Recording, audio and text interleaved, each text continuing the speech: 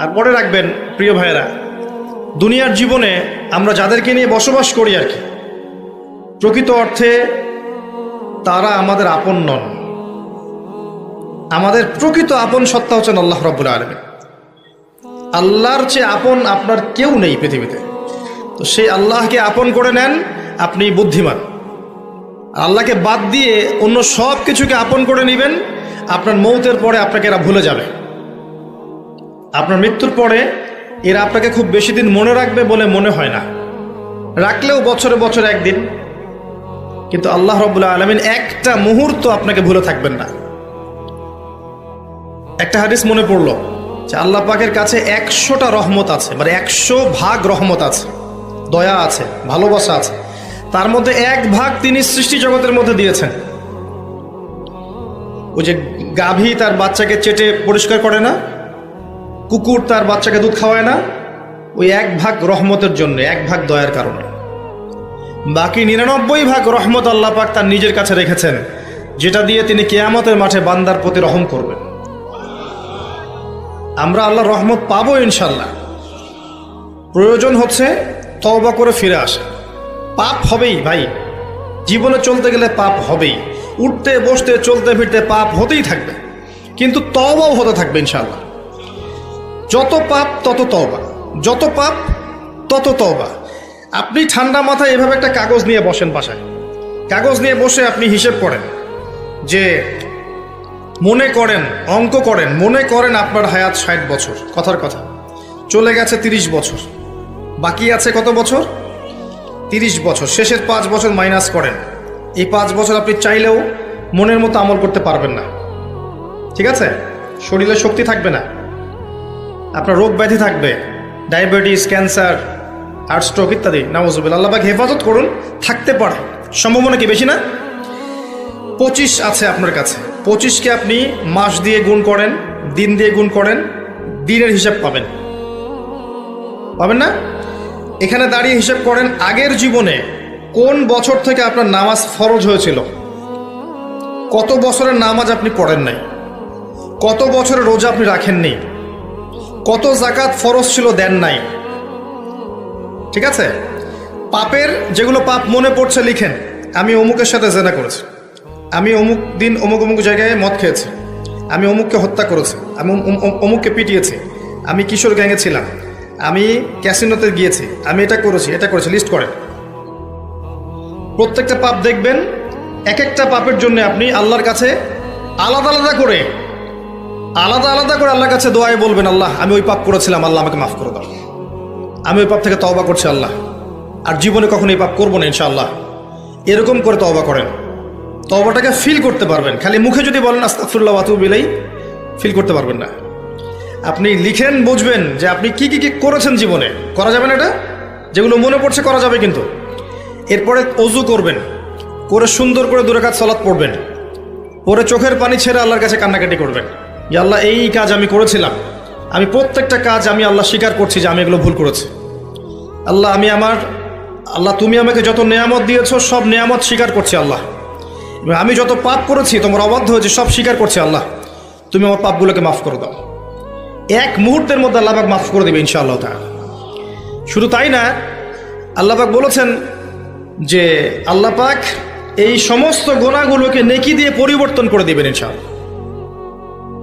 ইল্লা মান তাবা ওয়া আমানা ওয়া আমিলা আমালান সালিহান, আছে না একটা সূরা ফুরকানে, ইল্লা মান তাবা ওয়া আমানা ওয়া আমিলা আমালান সালিহান। তারা নয় যারা তওবা করেছে এবং ঈমান এনেছে এবং বেশি বেশি সৎ আমল করেছে। উলাইকা ইউবাদদিলুল্লাহু সাইয়্যাতিহিম হাসানাত, এরাই তারা যাদের সমস্ত গুনাহকে আল্লাহ পাক নেকি দিয়ে পরিবর্তন করবেন। শয়তান ধোঁকা দিবে আপনাকে, শয়তান বোঝাবে এত তাড়াতাড়ি কেন, এখনো সময় পড়ে আছে, পরে তওবা করুন, এত দ্রুত দিনের পথে আসতে হবে কেন, অনেক সময় পড়ে আছে, আগে পড়াশোনা শেষ করো, এসএসসি শেষ হোক, ইন্টার শেষ হোক, অনার্স শেষ হোক, মাস্টার্স শেষ হোক, একটা চাকরি আগে পাও, বিয়ে শাদী হোক, পরিবার হোক, শেষ বয়সে গিয়ে একটা হজ করে আলহাজ টাইটেল নিয়ে নেবো, ব্যাস হয়ে গেল। শয়তান আপনাকে বুঝাবে অনেক কিছু, মনে রাখবেন, ইন্নাশ শাইতানা কানা লিল ইনসানি আদুওয়াম মুবিনা, নিশ্চয়ই শয়তান মানুষের প্রকাশ্য স্পষ্ট শত্রু, এর ধোকায় পা দিবেন। আর ইবলিস অনেক স্মার্ট, কারণ তার অনেক বয়স হয়ে গেছে, সে অনেক প্রবীণ এবং প্রজ্ঞা অর্জন করেছে আর কি। সে কিন্তু অনেক স্মার্ট, সে জানে কিভাবে মানুষকে পদস্খলিত করতে হয়। সে মানুষকে নেক সুরতেও ধোকা দিতে পারে। নেক সুরতে মনে হচ্ছে ভালো কাজ করছি আমি, দেখবেন এই ভালো কাজের মধ্যেও দেখবেন ধোকা দিয়ে ফেলেছে, এত স্মার্ট। তো আমি যে পয়েন্টটাতে কথা বলছিলাম যে যুব সমাজকে যদি ইব্রাহিমের মতো, ইসমাঈল আলাইহিস সালামের মতো, মুহাম্মদ সাল্লাল্লাহু আলাইহি ওয়াসাল্লামের আদর্শে উজ্জীবিত হয়ে জীবন করতে হয়, প্রথমে তওবা করতে হবে। খালেস তওবা করে সমস্ত পাপ ছেড়ে দিয়ে বাকিটা জীবন, এই যে 25 বছরের টার্গেট করেন, এই 25 বছর আমি কি করতে চাই, আমার লাইফের গন্তব্য জান্নাত, জান্নাতে যেতে হলে আমার কি দরকার, আল্লাহর সন্তুষ্টি। আমি একটা জীবন পেয়েছি, এই 25 বছরের পর আমি আর থাকবো না পৃথিবীতে। এই সময়টুকুতে আমি কি করতে পারি নিজের জন্যে, নিজের পরিবারের জন্যে, আমার পরবর্তী প্রজন্মের জন্যে, ঠিক আছে, আমার উম্মার জন্যে, দেশের জন্যে বা রাষ্ট্রের জন্যে আমি কি করতে পারি, প্ল্যান করতে হবে। আমি কি পড়বো, এখন কোন কোন বই পড়বো, কোন কোন সাবজেক্ট পড়বো। পড়াশোনা করতে হলে আমাকে কার কার কাছে যেতে হবে, লিখে ফেলেন। পড়াশোনার পরে আমি কিভাবে আমল করব, দিন রাত কেমন করে গোছাবো, 24 ঘন্টা রুটিন করে ফেলেন। তারপরে আপনার রিজিকের দরকার, আমি কি রিজিক চাচ্ছি, হালাল না হারাম, আমি হালাল যাচ্ছি। হালাল যদি চাই, আমি হালাল জব খুঁজবো, হালাল ব্যবসা করব, হালাল কৃষিভিত্তিক কাজ করব, হালাল কিছু করব, হারামে যাব না। প্রত্যেকটা কাজ ক্যালকুলেশন করে করেন। বিয়ে করবো, এরপরে আমি কাকে বিয়ে করব, এই জিন্স এবং টি শার্ট পরা মেয়েকে, নাকি একটা পর্দাশীল মুত্তাকি মেয়েকে? যে মুত্তাকি মেয়েকে টিক চিহ্ন দিলেন, এবার আসেন মুত্তাকি মেয়ে খুঁজতে হবে। মুত্তাকি মেয়ে ফেসবুকে পাওয়া যাবে না, ওই মেসেঞ্জারে পাওয়া যাবে না, হোয়াটসঅ্যাপে, ইমো, ভাইবারে পাওয়া যাবে না, ওইখানে যোগাযোগ করতে হবে। উপরে যোগাযোগ করে বলতে হবে, রব্বানা, বলেন, হাবলানা মিন আজওয়াজিনা ওয়া যুররিয়াতিনা কুররাতা আয়ুন ওয়াজআলনা লিল মুত্তাকিনা ইমামা। সূরা ফুরকান শেষের দিকে আছে। এই দোয়া করতে থাকেন আল্লাহর কাছে, আল্লাহ পাক মিলাই দেবেন ইনশাআল্লাহু আযজা ওয়া জাল। ভুলেও ওই জিন্স এবং গেঞ্জি সংস্কৃতির মেয়েকে ঘরে তুলেন না, এই আপনার পরিবারটা জাহান্নামের টুকরা হয়ে যাবে। এই কাজ ভুলেও করতে যায় না। আর এটাও মনে রাখেন যে সব বোরখা মানেই মুত্তাকি পরহেজগার মেয়ে নয়, সব বোরখার পিছনেই দিনদার মেয়ে থাকে না, এটাও মাথা রাখবেন। ওইখানে কানেকশন করেন, ইনশাআল্লাহ আল্লাহ পাক ব্যবস্থা করে দিবেন ইনশাআল্লাহ। রিজিক কে দেয় ভাই?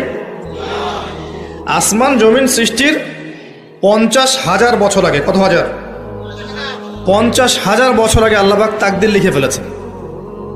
লেখা হয়ে গেছে আপনার কার সাথে বিয়ে হবে, আপনার কয়টা বাচ্চা হবে, আপনি কত বছর থাকবেন পৃথিবীতে, কিভাবে মারা যাবেন, কোন দিন মারা যাবেন, এবং মৌতের পর আপনার কি হবে।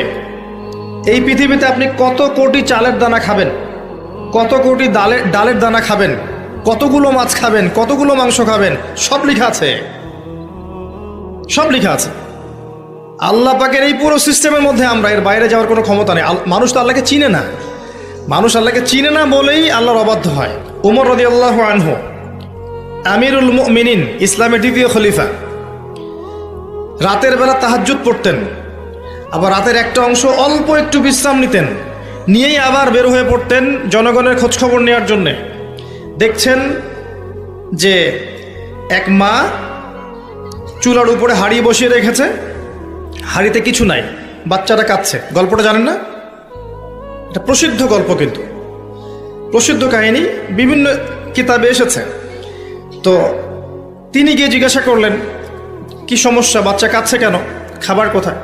তো এই মহিলা বলছে, ওয়াল্লাহি হাযা বাইনি ওয়া বাইনা ওমর, আল্লাহর কসম করে বলছি এই অবস্থাটা আমার ওমরের আর আল্লাহর মাঝখানের ব্যাপার। মানে এ অভিযোগ করছে আল্লাহর কাছে ওমর সম্পর্কে রাদিয়াল্লাহু আনহু। সে তো চিনতে পারেনি যে এই ব্যক্তি ওমর রাদিয়াল্লাহু আনহু। কথা বুঝতে পারছেন? আচ্ছা, এবার ওমর রাদিয়াল্লাহু আনহু একটু ভয় পেয়ে গেলেন, মানে বিচলিত হয়ে পড়লেন যে আমার ব্যাপারে আল্লাহর কাছে দাবি রাখলে তো সমস্যা না।